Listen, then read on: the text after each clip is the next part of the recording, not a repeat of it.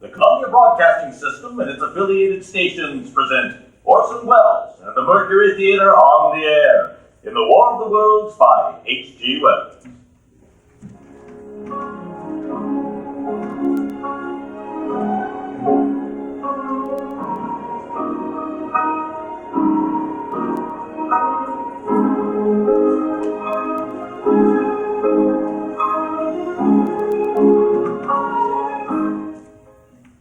Ladies and gentlemen, the director of the Mercury Theatre and star of these broadcasts, Orson Welles. We know now that in the early years of the 20th century, this world was being watched closely by intelligences greater than man's, and yet as mortal as our own. We know now that as human beings busied themselves about their various concerns, they were scrutinized and studied, perhaps almost as narrowly as a man with a microscope might scrutinize the transient creatures that swarm and multiply in a drop of water. With infinite complacency, people went to and fro over the earth about their little affairs, serene in the assurance of their dominion over the small spinning fragment of solar driftwood by which chance or design man has inherited out of the dark mystery of time and space. Yet across an immense ethereal gulf, minds are to our minds, as our minds are to the beasts in the jungle, intellects vast, cool, and unsympathetic, regarded this earth with envious eyes, and slowly and surely drew their plans against us. In the 39th year of the 20th century came the Great Disillusionment. It was near the end of October. Business was better. The war scare was over. More men were back at work. Sales were picking up. On this particular evening, October 30, the Crosley service estimated that 32 million people were listening in on the radio. For the next 24 hours, not much change in temperature. A slight atmospheric disturbance of undetermined origin is reported over Nova Scotia, causing a low-pressure area to move down rather rapidly over the northeastern states, bringing a forecast of rain, accompanied by winds of light gale force. Maximum temperature 66, minimum 48. This weather report comes to you from the Government Weather Bureau.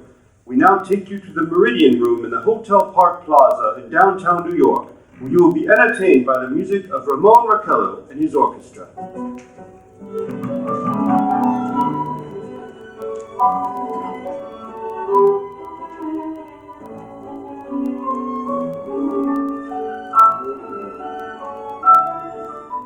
Good evening, ladies and gentlemen. From the Meridian Room in the Park Plaza in New York City, we bring you the music of Ramon Raquello and his orchestra. With a touch of the Spanish, Ramon Raquello leads off with La Caperucita.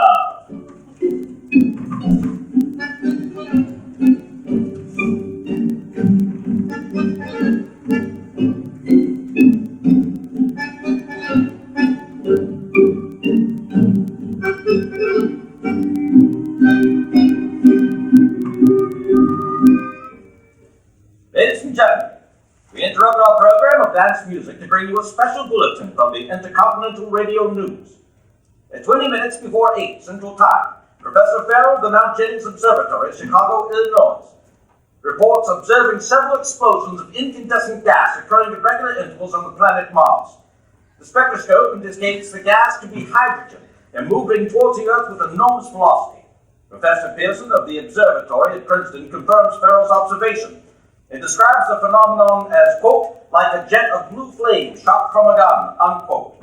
We now return you to the music of Ramon Raquello, playing for you in the Meridian Room of the Park Plaza Hotel, situated in downtown New York.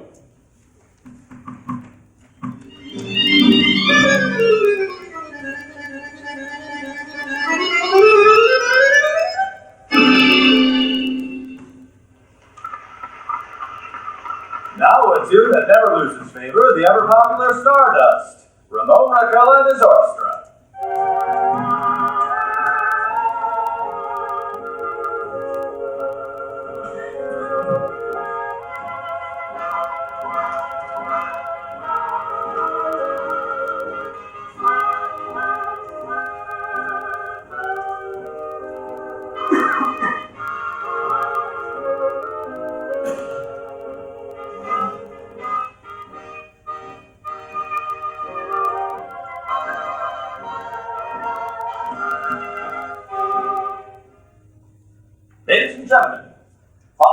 news given in our bulletin a moment ago, the Government Meteorological Bureau has requested the large observatories of the country to keep an astronomical watch on any further disturbances occurring on the planet Mars.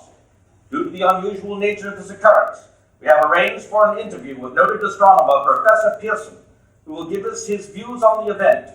In a few moments, we will take you to the Princeton Observatory at Princeton, New Jersey. We return you until then to the music of Machado and his orchestra.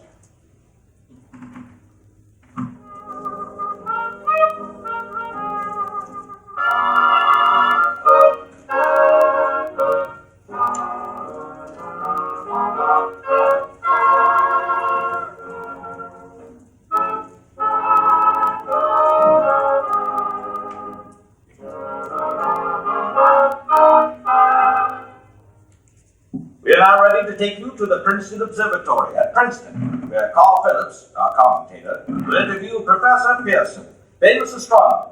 We take you now to Princeton, New Jersey.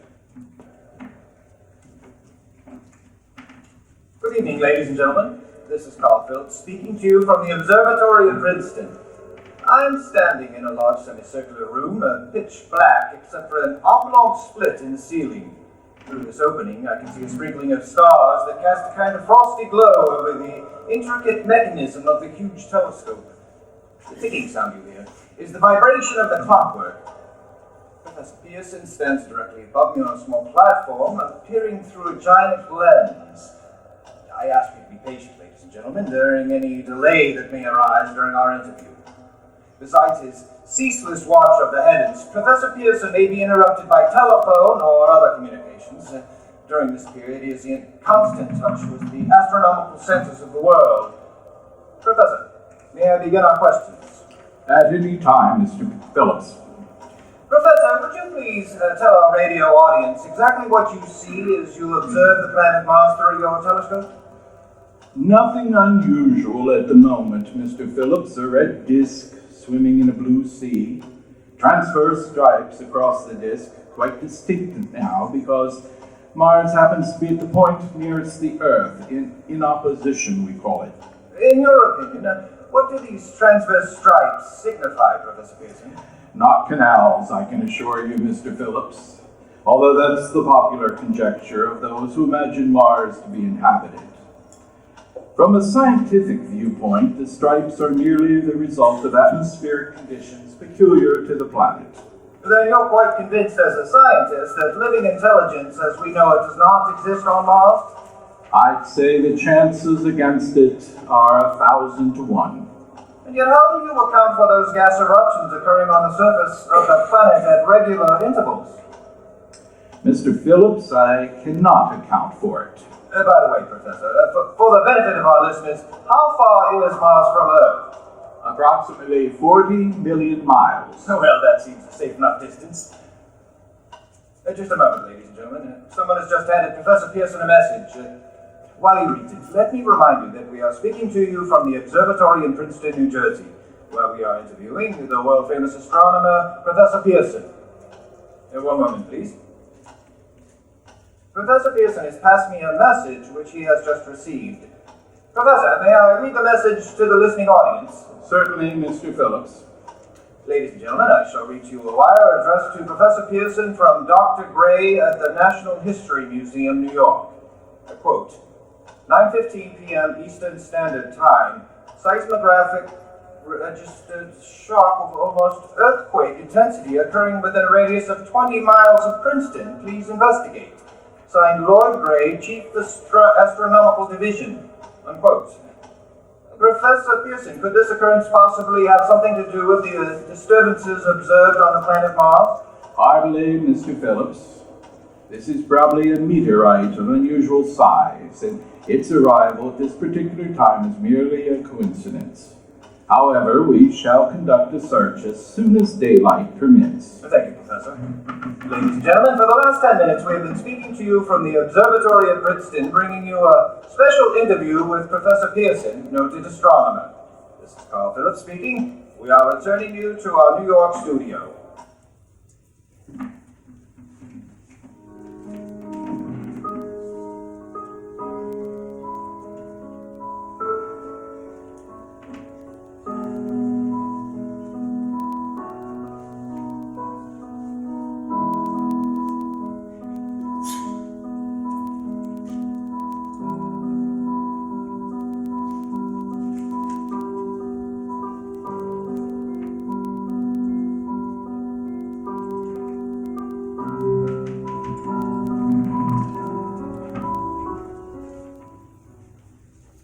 and gentlemen, here's the latest bulletin from the Intercontinental Radio News, Toronto, Canada.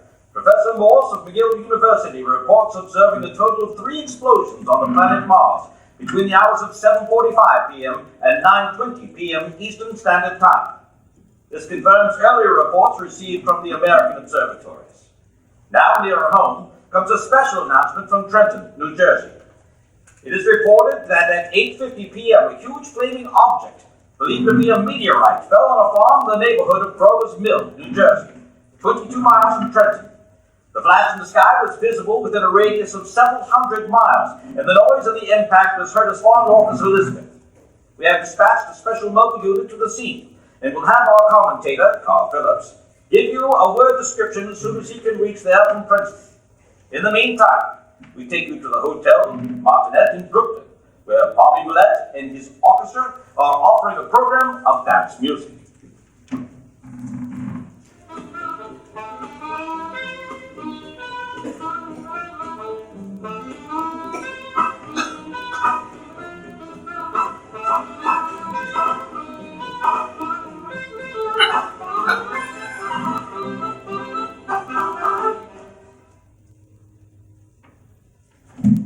We now take you to Grover's Mill, New Jersey.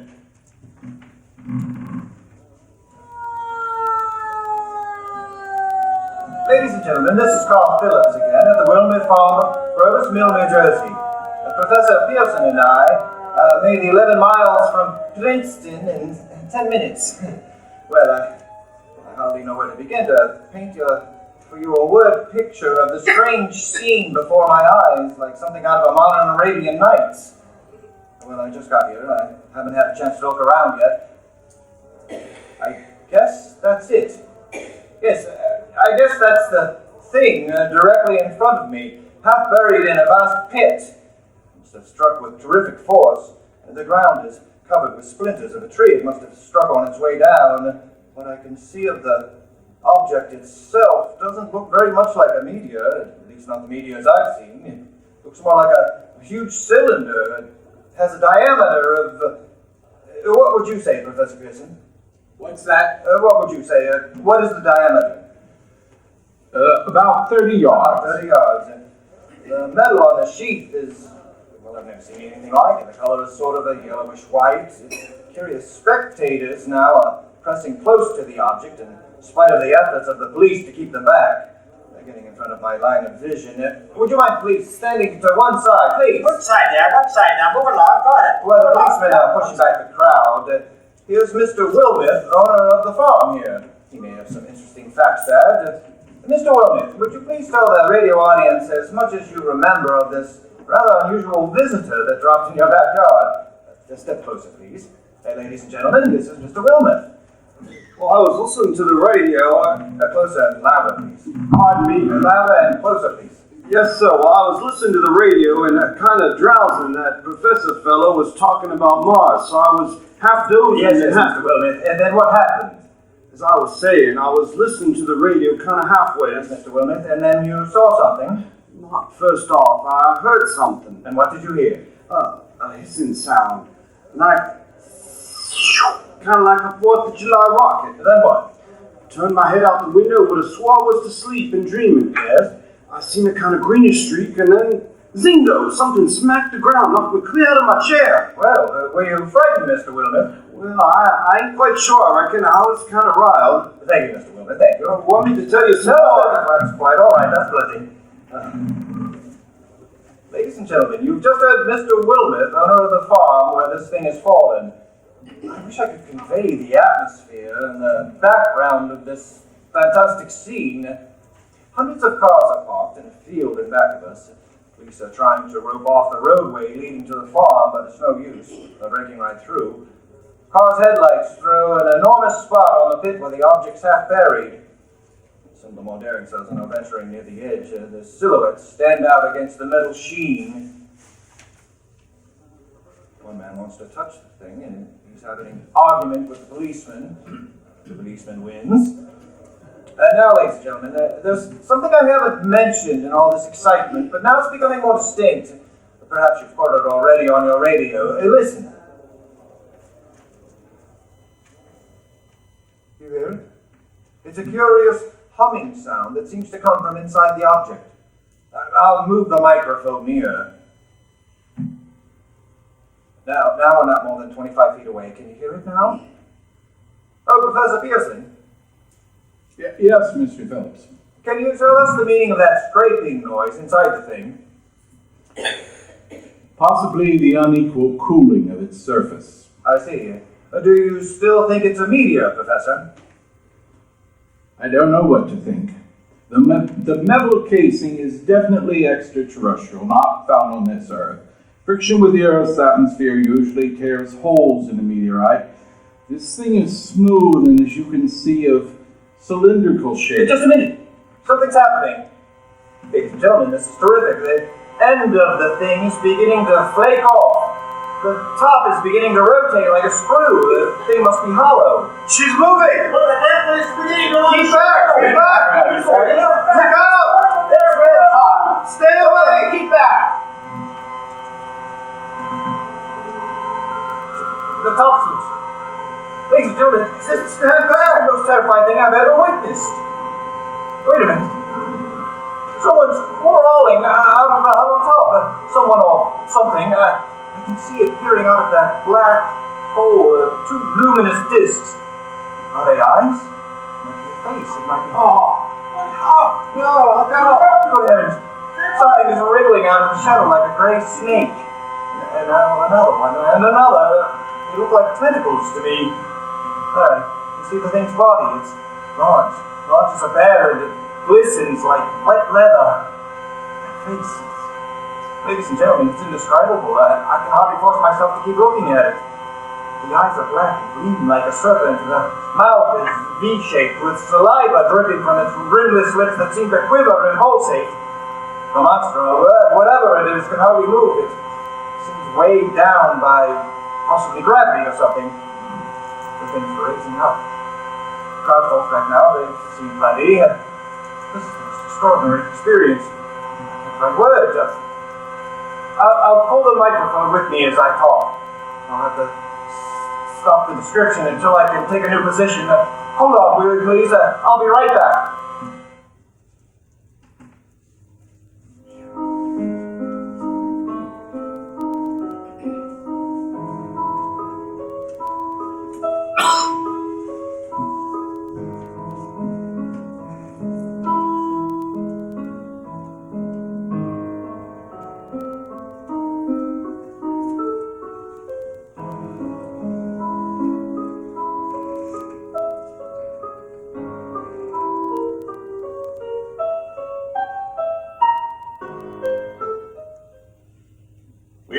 Bringing you an eyewitness account of what's happening on the Wilmot Farm, Grover's Mill, New Jersey. We now return you to Carl Phillips at Grover's Mill.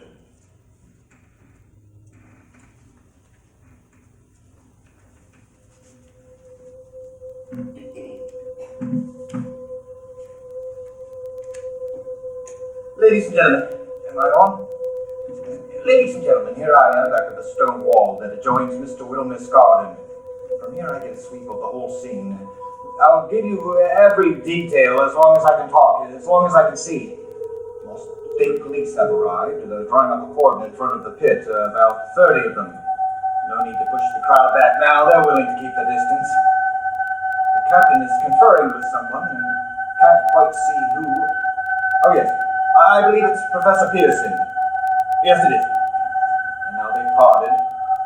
The professor moves around one side, studying the object, while the captain and two policemen advance with something in their hands. I can see it now.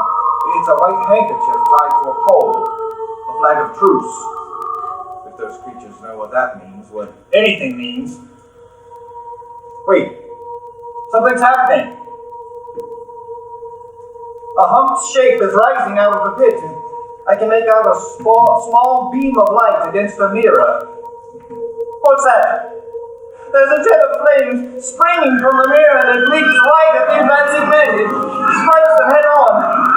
Before they're turning into flame. Now the whole field's caught fire. The woods, the barns, and the gas tanks, automobiles, it's spreading everywhere. It's coming this way. It's about 20 years to my right.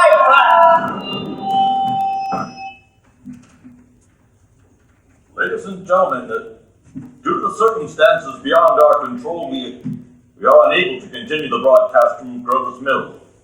Evidently, there's some difficulty with our field transmission. However, we will return to that point at the earliest opportunity.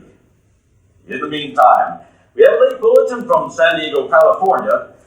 Professor Ingelhofer, speaking at the dinner of the California Astronomical Society, expressed the opinion that the explosions on Mars are undoubtedly nothing more than severe volcanic disturbances on the surface of the planet. We now continue with our piano interlude.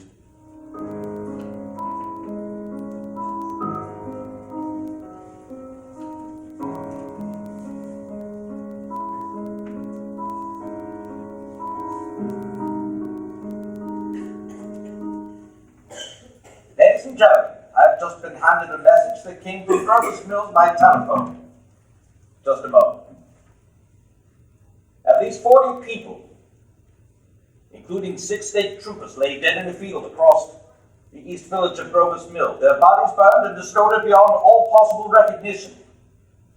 The next voice you will hear will be that of Brigadier General Montgomery Smith, commander of the state militia at Trenton, New Jersey.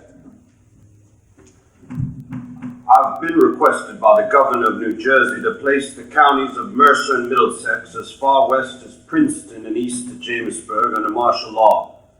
No one will be permitted to enter the area except by special pass issued by state or military authorities.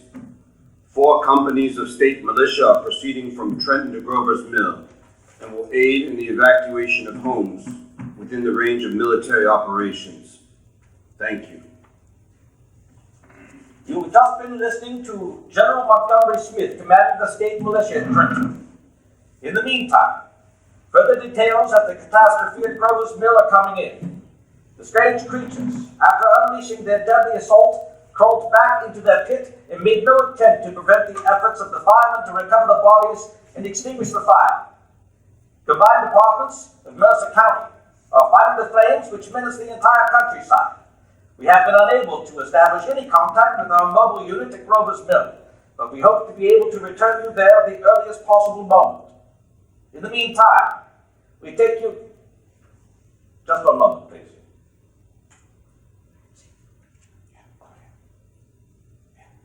Ladies and gentlemen, I've just been informed that we have finally established communication with an eyewitness of the tragedy. Professor Pearson has been located at a farmhouse near Grover's Mill, where he has established an emergency observation post. As a scientist, he will give you his explanation of the calamity. The next voice you will hear will be that of Professor Pearson, brought to you by direct wire. Professor Pearson. Of the creatures in the rocket cylinder at Grover's Mill, I can give you no authoritative information, either as to their nature, their origin, or their purposes here on Earth. Of their destructive instrument, I might venture some conjectural explanation.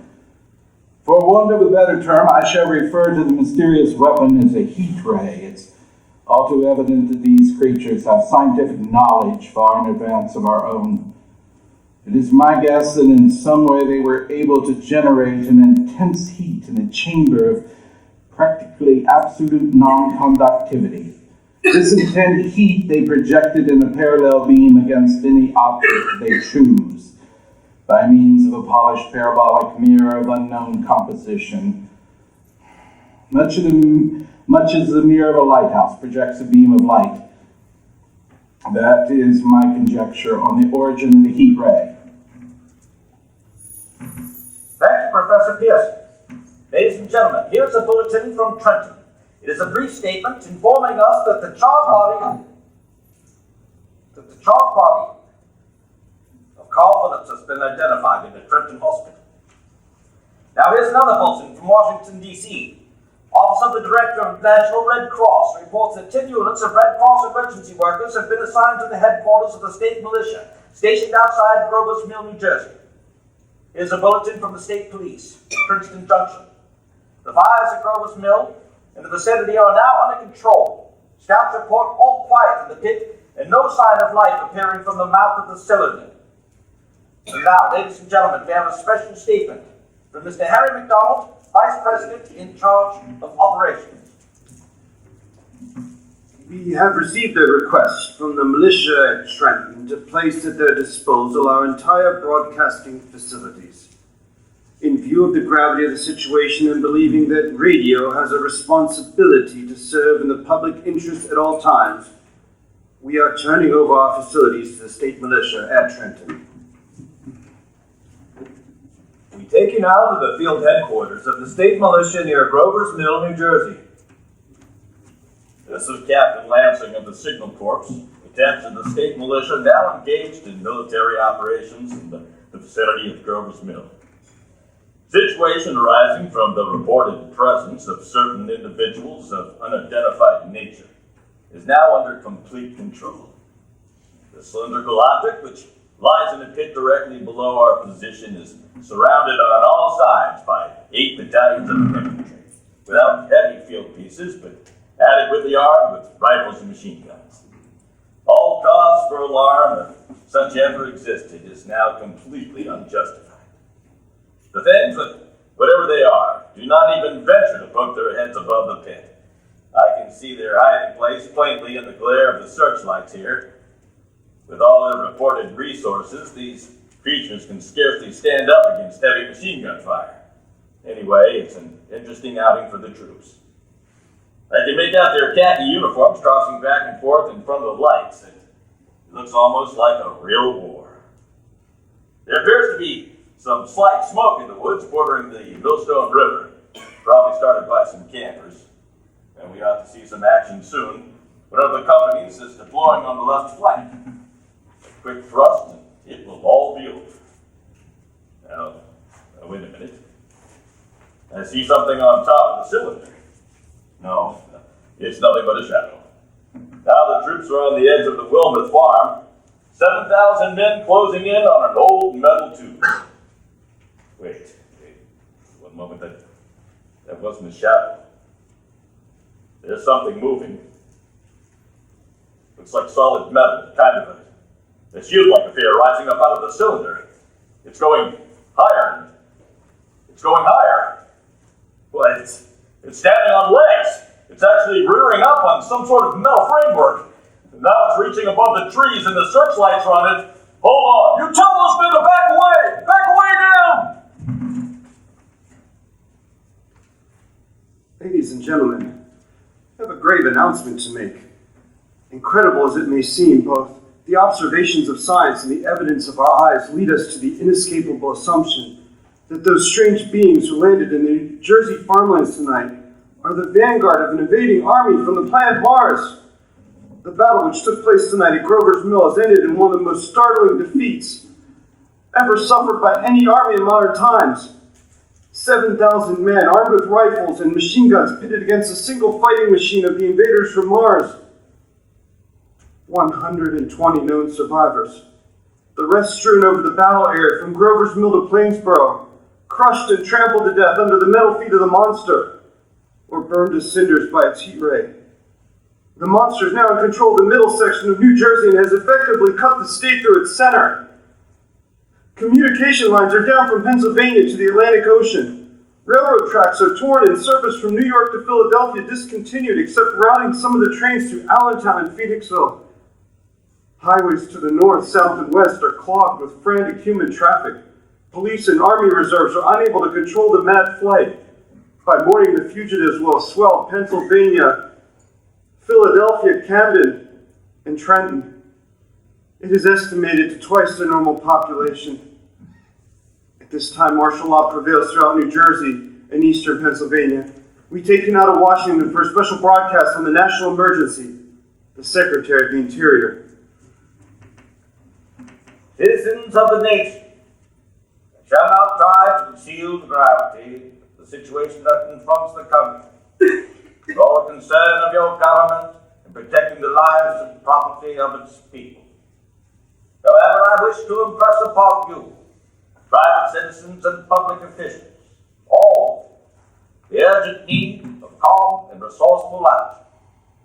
Fortunately, this formidable enemy is still confined to a comparatively small area, and we may place our faith in the military forces to keep them there. In the meantime, placing our faith in God, we must continue the performance of our duties, each and every one of us, so that we may confront this destructive adversary with a nation united, courageous, and consecrated to the preservation of human supremacy on this earth. I thank you. You've just heard the Secretary of the Interior speaking from Washington. Bulletins, too numerous to read, are piling up in the studio here. We are informed that the central portion of New Jersey is blacked out from radio communication due to the effect of the heat ray upon power lines and electrical equipment. Here's a special bulletin from New York. Cables received from English, French, German scientific bodies offering assistance. Astronomers report continued gas outbursts at regular intervals on planet Mars. Majority voiced opinion that enemy will be reinforced by additional rocket machines. Attempts made to locate Professor Pearson of Princeton, who has observed Martians at close range.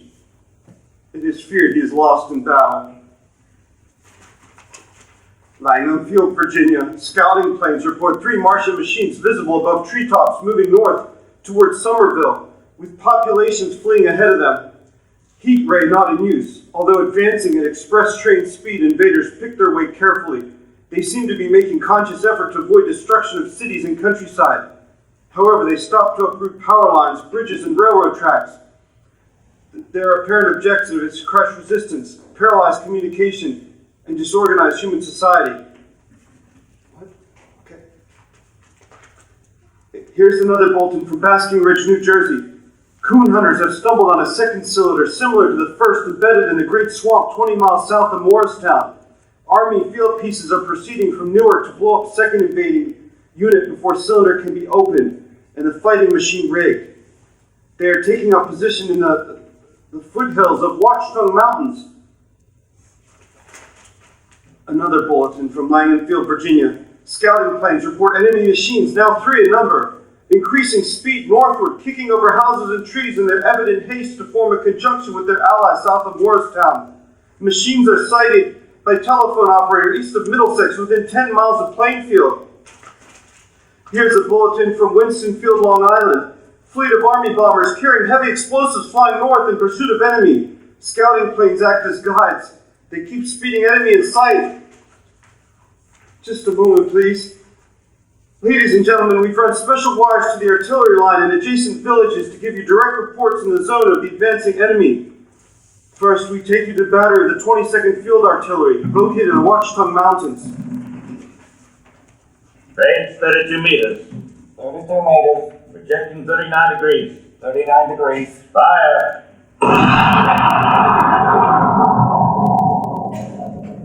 140 yards to the right, sir. Shift range 31 meters. 31 meters. Projection 37 degrees. 37 degrees. Fire! I hit, sir. We got the tripod of one of them. They've stopped. The others are trying to repair it. Quick at the range. Shift 30 meters. 30 meters.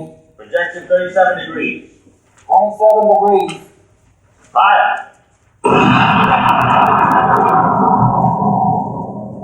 Can't see the shell land, sir. They're letting off a smoke. What is it? What kind of smoke? A pipe smoke, sir. Moving this way, lying close to the ground. It's moving fast. All right, everybody put on your gas masks. Okay, get ready to fly. Shift 24 meters. 24 meters. Projection 24 degrees. 24 degrees. Fire! Still can't see, sir. The smoke's coming near.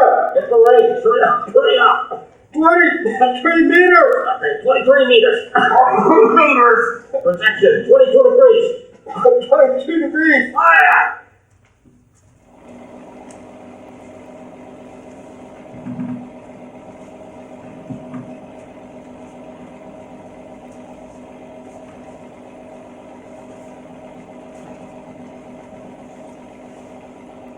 Army bombing plane P-843 off Bayonne, New Jersey. Lieutenant Boyd, commanding 8 bombers. Reporting to Commander Fairfax, Langham Field. This is Boyd, reporting to Commander Fairfax, Langham Field. Enemy tripods now in sight. Reinforced by 3 machines from the Morristown cylinder. 6 altogether. 1 machine already crippled. Lead hit by a shell from the Army gun in Washburn Mountains. Guns now appear silent. Heavy black fog hanging close to the ground. Of extreme density, nature unknown. No sign of heat ray. Enemy now turns east, crossing Passaic River into the Jersey marshes. Another straddles the Pulaski Skyway. Evident objective is New York City. They're pushing down the high-tension power station. The machines are close together now, and we're ready to attack. Planes circling, ready to strike. 1,000 yards and we'll be over the first. 800 yards. 600 yards. 400. 200. There they go. The giant arm is raised. Green flash, they're spraying with some flame. 2,000 feet. Engines are giving out. No chance to release the bombs. Only one thing left. That's the drop on the plane at all. We're diving in for the first one. Now the engines are gone. We're gone altogether.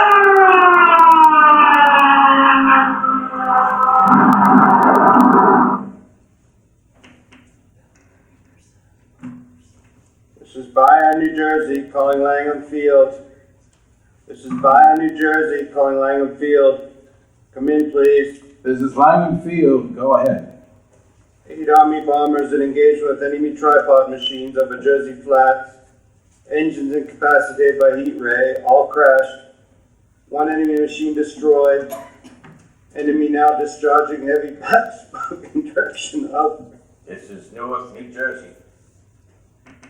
This is Newark, New Jersey. Warning. Poisonous black smoke pouring in from Jersey marshes. Reaches South Street. Gas masks useless. Large populations are urged to move into open spaces. Automobiles use routes 7, 23, 24. Avoid congested areas. Smoke now spreading over Raymond Boulevard.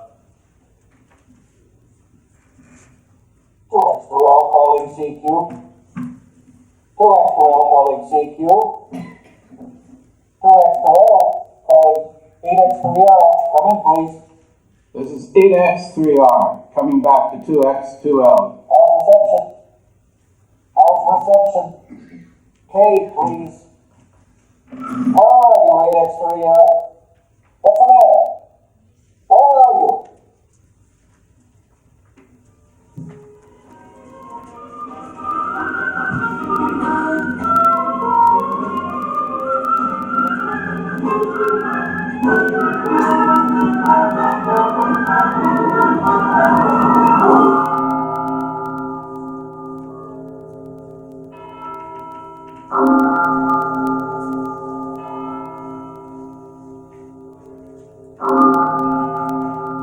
I'm speaking from the roof of the broadcasting building, New York City. The bells you hear are ringing to warn people to evacuate the city as the Martians approach. Estimated in the last 2 hours, 3 million people have moved out along the roads to the north. Hutchinson River Parkway still kept open for motor traffic. Avoid bridges to Long Island, hopelessly jammed. All communication with Jersey Shore closed 10 minutes ago. No more defenses. Our army wiped out. Artillery, Air Force, everything wiped out. This may be the last broadcast. We'll stay here to the end. People are holding service below us in the cathedral.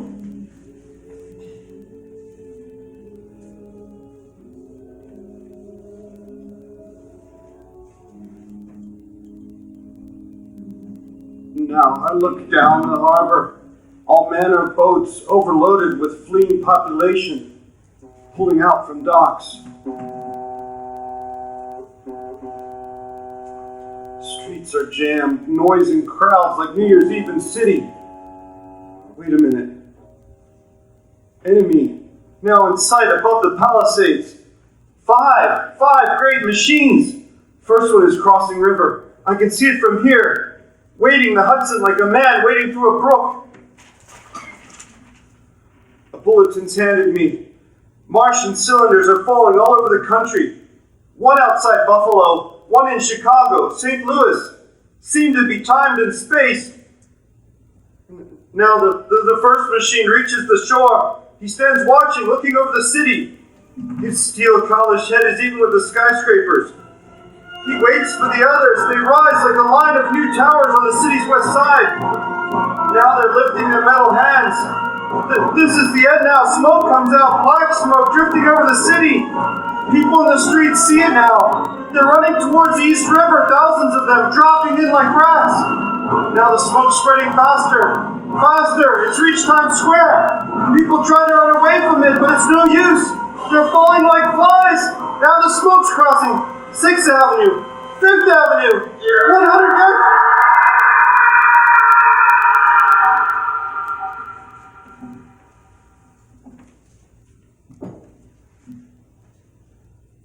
X to L followed CQ. 2X to L calling CQ.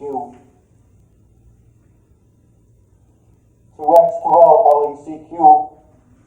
New York. Isn't there anyone on the air? Isn't there anyone on the air? Isn't there anyone?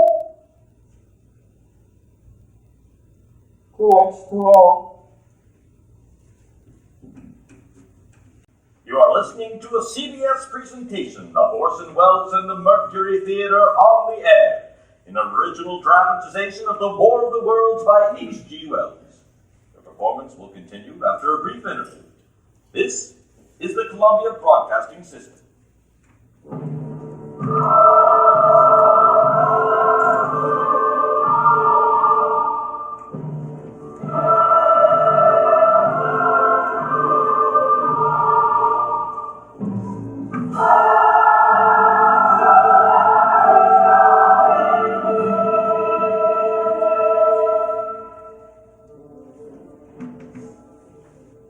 As I set down these notes on paper, I'm obsessed by the thought that I might be the last living man on earth. I've been hiding in this empty house near Grover's Mill, a small island of daylight cut off by the black smoke from the rest of the world. All that happened before the arrival of those monstrous creatures in the world now seemed part of another life. A life that has no continuity with the present furtive existence of this lonely derelict who pencils these words on the back of some astronomical notes bearing the signature of Richard Pearson. I look down at my blackened hands, my torn shoes, my tattered clothes, and I try to connect them with a professor who lives at Princeton and who on the night of October 30 glimpsed through his telescope an orange splash of light on a distant planet. My wife, my colleagues, my students, my books, my observatory, my world, where are they? Did they ever exist? Am I Richard Pearson? What day is it? Do days exist without calendars? Does time pass when there are no human hands left to wind the clocks? In writing down my daily life, I tell myself I shall preserve human history between the dark covers of this little book that was meant to record the movements of the stars. But to write, I must live, and to live, I must eat. I find moldy bread in the kitchen and an orange not too spoiled to swallow. I keep watch at the window. From time to time, I catch sight of a Martian above the black smoke. The smoke still holds the house in its black coil. But at length there is a hissing sound, and Suddenly I see a Martian mounted on his machine, spraying the air with a jet of steam as if to dissipate the smoke. I watched in a corner as his huge metal legs nearly brushed the house. Exhausted by terror, I fall asleep. It's morning. Morning. Sun streams in the window. The black cloud of gas is lifted, and the scorched meadows to the north look as though a black snowstorm has passed over them.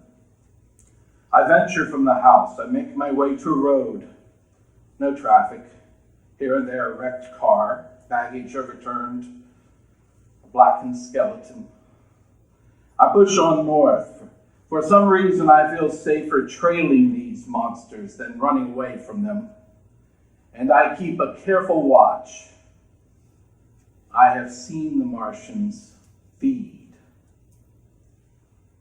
Should one of their machines appear over the tops of the trees, I'm ready to fling myself flat on the earth. I come to a chestnut tree. October, chestnuts are ripe. I fill my pockets. I must keep alive. 2 days I wander in a vaguely northern direction through a desolate world. Finally, I notice a living creature, a small red squirrel in a beech tree. I stare at him and wonder. He stares back at me. I believe at that moment the animal and I share the same emotion, the joy of finding another living being. I push on north. I find dead cows in a brackish field beyond the charred ruins of a dairy. The silo remains standing guard over the wasteland like a lighthouse, deserted by the sea. Aside the silo perches a weathercock. The arrow points north. Next day, I come to a city vaguely familiar in its contours, yet its buildings strangely dwarfed and leveled off, as if a giant hand sliced off its highest towers with a capricious sweep of his hand. I reached the outskirts. I found Newark, undemolished, but humbled by some whim of the advancing Martians. Presently, with an odd feeling of being watched, I caught sight of something crouching in a doorway. I make a step towards it, and it rose up and became a man armed with a large knife. Stop. Where'd you come from? I come from many places. A long time ago, Princeton. Princeton, huh? That's near Grover's Mill. Yes. Grover's Mill. There's no food here. This is my country. All this end of town down to the river. There's only food for one. Which way are you going? I don't know. I guess I'm looking for people. What was that? Did you hear something just then? Only a bird. A live bird. You get to know that birds have shadows these days. Hey, we're in the open here. Let's crawl into this doorway and talk. Have you seen any Martians? Nah, they're going over to New York. At night, the sky is alive with their lights, just as if people were still living in it. By daylight, you can't see them. 5 days ago, a couple of them carried something big across the flats from the airport. I believe they're learning how to fly. Fly? Yeah, fly. Then it's over with humanity.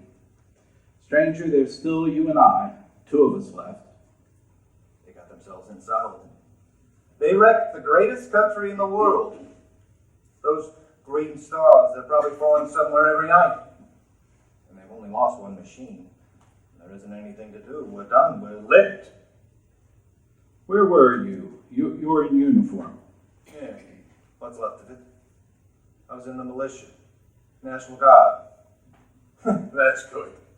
Wasn't any war any more than there's a war between men and ants. And we're eatable ants. I found that out. What will they do with us? Not thought it all out. Right now, we're caught as we're wanted. The Martian only has to go a few miles to get a crowd on the run, but they won't keep doing that. They'll begin catching us systematic-like. keeping the best and storing us in cages and things.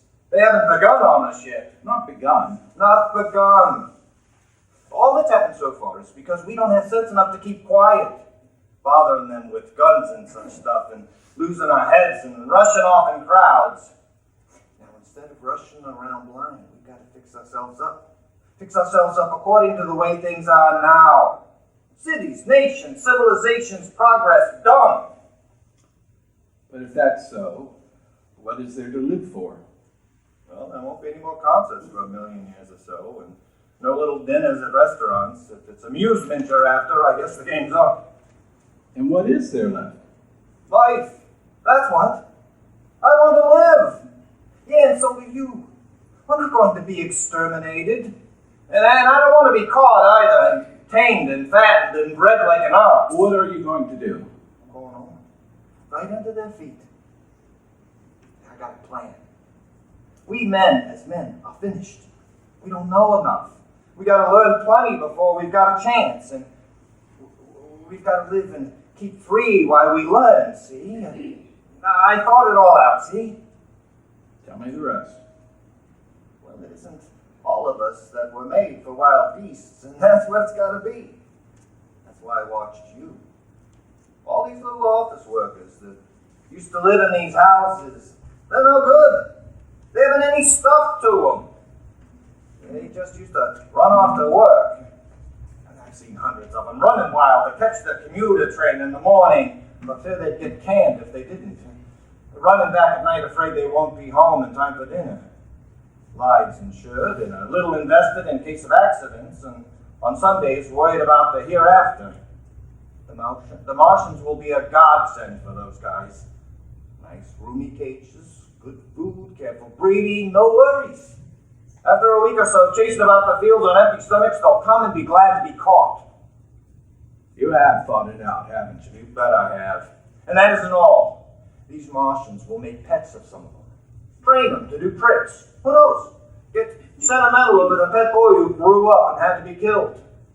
And some, maybe, they'll train to hunt us. No, that's impossible. No human Yes, being. they will. There's men who'll do it gladly. If one of them ever comes after me, why? In the meantime, you and I and others like us, where are we to live when the Martians own the Earth? I've got it all figured out. We live underground. See, I've been thinking about the sewers. Under New York are miles and miles of them. The main ones are big enough for anybody.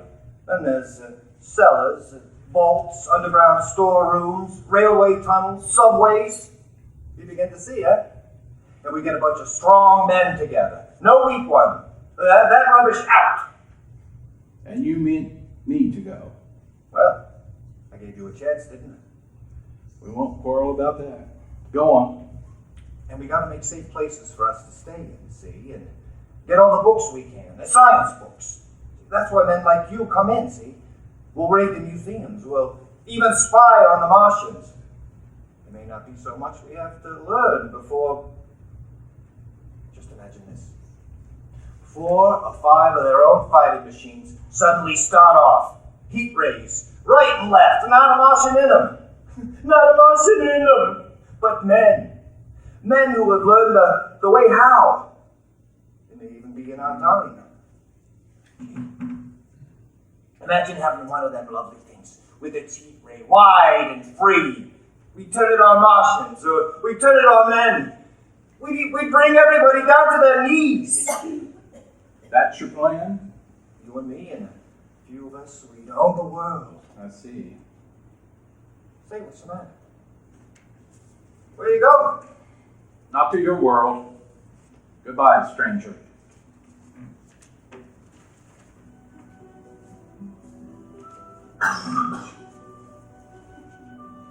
After parting with the artilleryman, I came at last to the Holland Tunnel.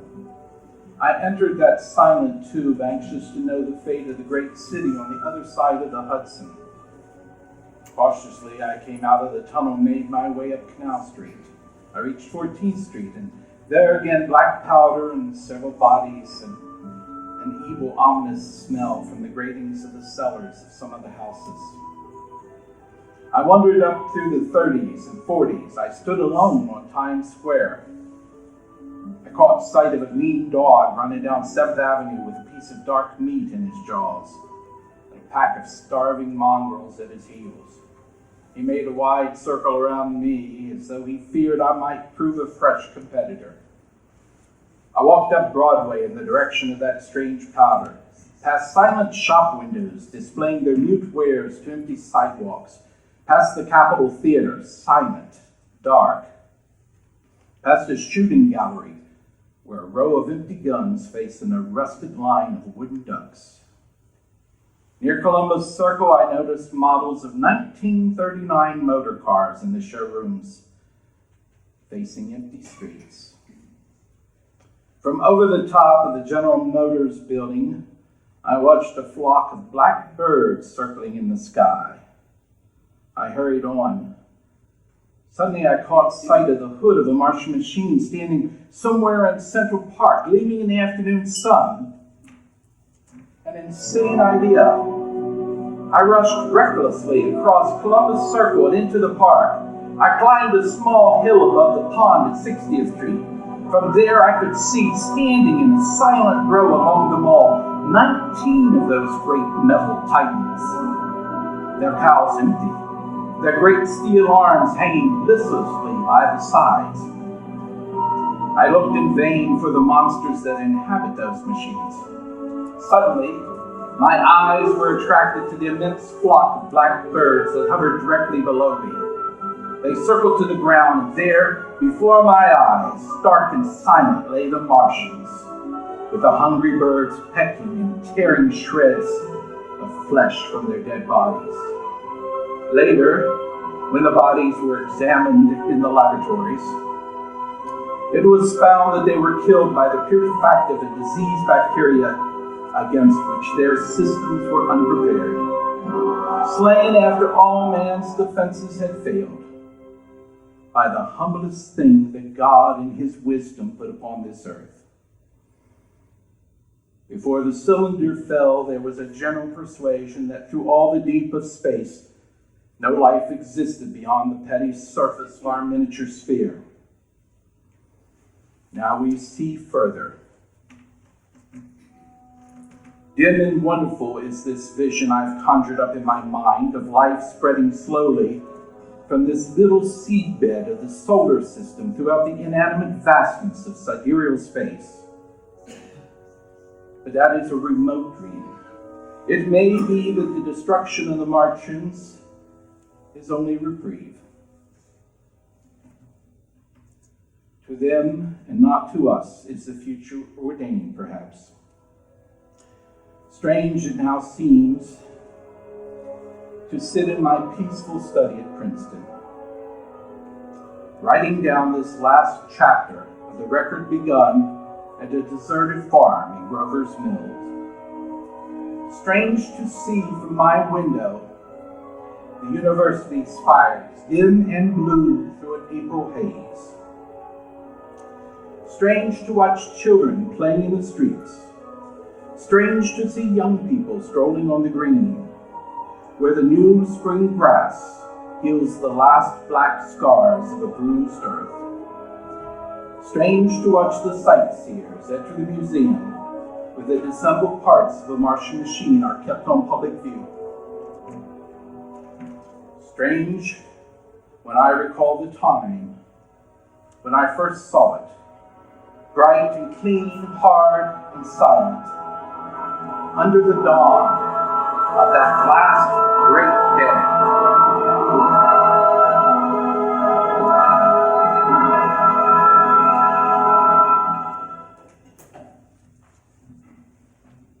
This is Orson Welles, ladies and gentlemen, out of character to assure you that the War of the Worlds has no further significance than as a holiday offering it was intended to be.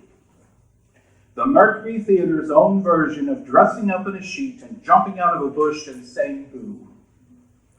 Starting now, we couldn't soap all your windows and steal all your garden gates by tomorrow night. So we did the next best thing. We annihilated the world before your very ears.